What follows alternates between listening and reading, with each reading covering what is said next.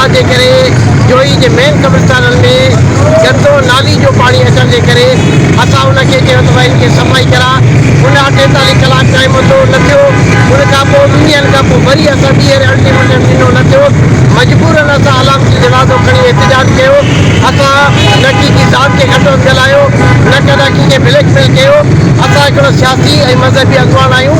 असांजो जमहूरी हक़ आहे। असां एहतजाज रिकॉर्ड करायोसीं। उन ते उन जा गुंडा ख़ुसूसन मुहर्रम लीगारी, रफ़ीक लीगारी ऐं गुलाम शह लीगारी दरअसल सोशल मीडिया ते अची मुंहिंजो नालो वठी मूंखे घटो गार गंदी ॾिनऊं, धमकी ॾिनऊं ऐं गुलाम शह लीगारी वीडियो जारी करे मूंखे अगवा करणु ऐं मूंखे मौत जी धमकी ॾिनई, जान खां मारण जी धमकी ॾिनई।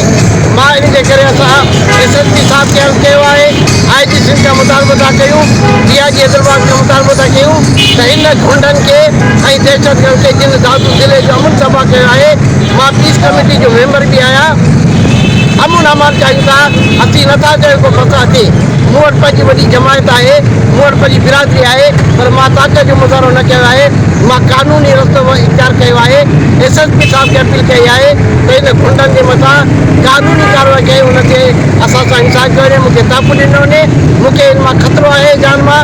ही दहशतगर्द माण्हू आहिनि, इन जे करे अॼु असां पंहिंजो इख़्तियार रिकॉर्ड करण आया आहियूं। जेके आहिनि उनजो जेको असांजो चेयरमैन आहे जोई जो, उहो ऑफिस में मुकमल तौर ते वेंदो ई न आहे, जंहिंजे करे आवाम जा मसइला हल थींदा ई कोन।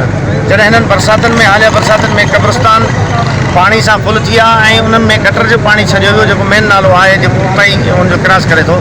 असां उन ते एहतजाज कयो, बल्कि उन सां मिलियासीं CMO ऐं चेयरमैन। इहे सिर्फ़ु ऐं सिर्फ़ु पंहिंजे उतां ते वेंदा, उते ऑफिस में नथा वेहनि जो आम माण्हू उन्हनि ताईं पहुची सघे। उनजे बावजूद बि असां उन्हनि खे शिकायत कई ऐं उन्हनि असांखां पाण जेको 24 कलाकनि जो 48 कलाकनि जो असांखां टाइम वरितो, पर 48 कलाकनि जी जॻह ते 5 ॾींहंनि ताईं उहो पाणी न कढी सघिया। जंहिंखां पोइ लाज़मी असांजा अज़ीज़ उते दफ़नायल आहिनि, असांजा प्यारा उते दफ़नायल आहिनि। असांखे तकलीफ़ थिए थी दिली तौर ते। असां हिकिड़ो जमहूरी अंदाज़ में एहतजाज कयो आहे, अलामती जनाज़ो खयो आहे हुनजो, छो जो लाश आहे। उहो जेकॾहिं चेयरमैन हुजे हा त असांजो कमु करे हा, कब्रिस्ताननि मां पाणी कढे। असां सम्झूं था त मुअल आहे, मुर्दा आहे, सिर्फ़ु ऐं सिर्फ़ु करप्शन जे लाइ हुनखे विहारियो वियो आहे। जंहिं अलामती जनाज़े कढण खां पोइ हुन जे वठनि ज़ातियात ते लही आया आहिनि ऐं क़बाइली बिरादरियुनि जा तकरार कराइण चाहिनि था। ऐं असां सम्झूं था इन जो मेन जेको मोहरो आहे, मेन जेको किरदारु आहे, उहो पाण चेयरमैन आहे अरण खान लिगारी। उहो ई चवे थो उन्हनि माण्हुनि खे भई माण्हुनि खे हिसायो, माण्हुनि खे दबायो, माण्हुनि खे परेशान कयो। तहरीक लबैक पाकिस्तान सिले दादू जे अमीर हज़रत अल्लामा मौलाना गुलाम मुस्तफ़ा लाशारी रहमत बरकातुहू जंहिंजी जेका लिगारी गुलाम शह लिगारी आहे, अलण खान लिगारी, जेका साईं जन खे धमकियूं ॾियारायूं, असां इन ॻाल्हि खे मुसम्मत कयूं। तहरीक लबैक पाकिस्तान PS82 तालका दादू जा तमामु कारकुनान, यूसी जा ज़िम्मेदारान कारकुनान सभु साईं सां गॾु आहियूं। मसइले ते असां हर वक़्तु साईं सां गॾु हूंदासीं इंशाअल्लाह। बाक़ी असां मुतालिबो कयूं था IG खां, DIG खां, SSP दादू खां त इन ॻाल्हि जो फौरी नोटिस वठनि ऐं जल्द खां जल्द इन माण्हू खे गिरफ़्तार कयो, कानून जे कटण में आणे करे इन्हनि खे सज़ा ॾिनी वञे, जीअं पूरी आवाम जे लाइ ऐं जेके मज़लूम माण्हुनि जो आवाज़ु बंझी करे आवाज़ु उथारनि था उन्हनि खे ख़बर पए त असां सां वाक़ई इंसाफ़ थींदड़ आहे।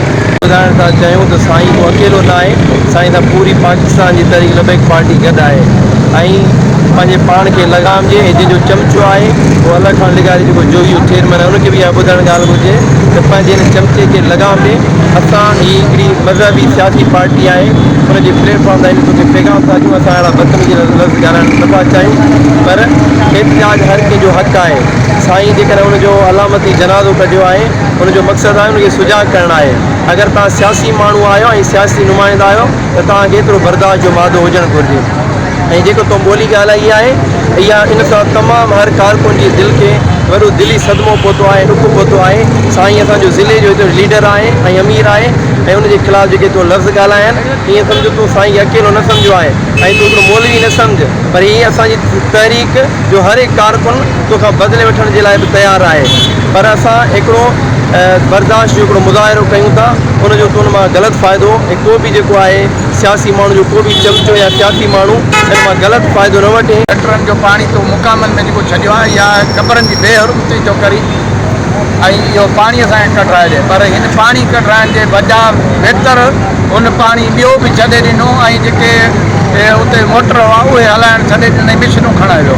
उन ते असांजे दोस्तनि सभिनीनि गॾिजी करे असांजे पोइ एहतजाज कयो। एहतजाज खां पोइ उनजा उहे कब्ज़ा खोर गुंडा जेके जिन्हनि खे चयईं त माना हिन मुक़ामनि में तव्हांखे कब्ज़ो कराईंदुसि, उहे हींअर मौत मां धमकियूं पिया था ॾियनि साईं गुलाम मुस्तफ़ा खे। असां उन्हनि खे ॿुधाइणु चाहियूं था त तव्हांखे असां सुञाणूं था, सभु हिकिड़े ॻोठ जा आहियूं। जवान जा पुट जंहिंजी कोॾी परे हलिया अचो।